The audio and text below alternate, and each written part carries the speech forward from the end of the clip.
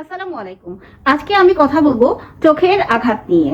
চোখের আঘাত হচ্ছে যে খুবই ইমার্জেন্সি একটা জিনিস। মানে হলো আমরা জানি ইমার্জেন্সি মানে কি, খুব মানে তাড়াতাড়ি এটা করতে হবে। এটা হচ্ছে যে যখনই আঘাত পাবে খুব মানে তাড়াতাড়ি, যত অ্যাজ আর্লি অ্যাজ পসিবল, যত দ্রুত সম্ভব আমাদেরকে চোখের চিকিৎসা করে নিতে হবে। আমরা হচ্ছে যে যখনই বিশেষ করে কাদের এই আঘাতটি লাগে, দেখা যায় যে ছোট বাচ্চারা, দুইজন বাচ্চা খেলছে, পেন্সিল নিয়ে খেলছে, হঠাৎ করে পেন্সিল থেকে দেখা গেল চোখে আঘাত লাগতে পারে। আবার হচ্ছে যে দেখা গেল যে মা বাচ্চাকে ঘুম পাড়াচ্ছে, হঠাৎ মার হাত থেকে হঠাৎ করে দেখা গেল চোখে আঘাত লাগতে পারে। এছাড়া যারা বিভিন্ন ইন্ডাস্ট্রিতে কাজ করে, ইন্ডাস্ট্রিতেও দেখা গেল যে কোনোভাবে চোখে আঘাত লাগতে পারে। আমাদের হচ্ছে যে চোখের সামনে রয়েছে যে কালো মণিটা, এটা সামনে হচ্ছে যে কর্নিয়া, মানে এটি কর্নিয়া, মধ্যখানে রয়েছে লেন্স এবং পিছনে হচ্ছে রেটিনা। দেখা গেল যে মেইনলি কর্নিয়াতে বেশি আঘাত লাগে, এছাড়াও ভিতরের এরিয়াগুলোতেও আঘাত লাগতে পারে। তখন দেখা যায় যে অনেকটা বেলুনের মতন, বেলুনে যেমন আঘাত লাগলে ভিতরে যে জিনিস থাকবে বের হয়ে আসে, সেরকম চোখে আঘাত লাগলেও চোখের ভিতরের জিনিসগুলো বাইরের দিকে বের হয়ে আসতে পারে। এই জন্য আসলে না দেখিয়ে বলা যাবে না যে চোখে আঘাত লাগলে চোখের কোন স্ট্রাকচারটা নষ্ট হয়ে যাচ্ছে বা কোন স্ট্রাকচারে আঘাত লেগেছে, এটা দেখে একমাত্র সেই অনুযায়ী আমাদেরকে ট্রিটমেন্ট করতে হতে পারে। দেখা গেল যে চোখে আপনার আঘাত লেগে লেন্সটা নষ্ট হয়ে গেল, সেক্ষেত্রে লেন্সটা দেখা গেল ফেলে দিয়ে আবার হচ্ছে যে পরবর্তীতে আবার লেন্স প্রতিস্থাপন করতে হতে পারে।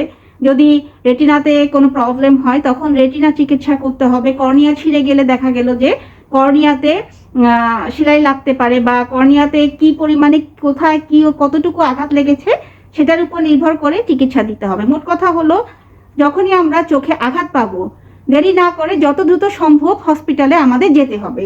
কারণ যত দ্রুত যাবেন আপনার চোখটি একেবারে সম্পূর্ণ অন্ধ হওয়া থেকে আপনি অবশ্যই দেখা যাবে অনেকটা বিপদমুক্ত হওয়া যায়, কিন্তু যত দেরি হবে দেখা যাবে যে এটা তত বেশি দেরি হয়ে যায়।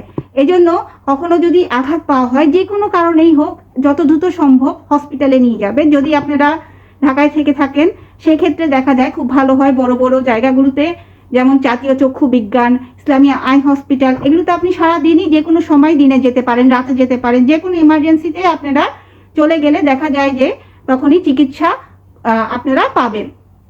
সো দেরি না করে কোথায় যাব যে না জেনে, বা আমি অপেক্ষা করি, একদিন অপেক্ষা করি, 2 দিন অপেক্ষা করি, এটা না করে অবশ্যই যত দ্রুত সম্ভব আমরা চলে যাব, হসপিটালে চলে যাব, যেখানে হচ্ছে আমরা গেলেই চিকিৎসাটা পাবো, সেরকম একটা জায়গায় আমরা সবসময় চলে যাব। এবং অবশ্যই আপনাদের যাদের বাসায় বাচ্চা আছে, স্কুল গোয়িং বেবিরা আছে, সেখানে আমরা হচ্ছে যে এগুলো নিয়ে খুব সাবধানে থাকবো, যেন বাচ্চারা কেচি, পেন্সিল, বিশেষ করে পেন্সিলের মাধ্যমে আঘাত লেগে কর্নিয়াটা ছিঁড়ে যেতে পারে, এগুলো যাতে না লাগে আমাদের খুব সাবধানে বাচ্চাদেরকে যতটুকু সম্ভব সাবধানে রাখতে হবে।